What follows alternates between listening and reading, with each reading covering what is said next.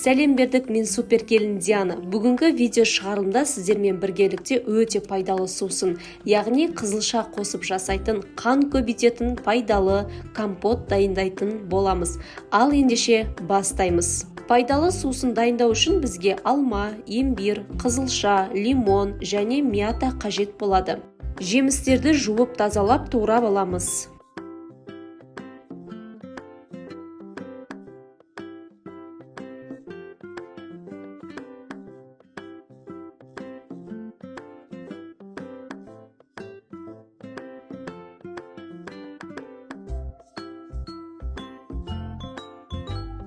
Жемістердің барлығын турап алдық. Енді мятаны салып, су құйып, компотты қайнатып алатын боламыз.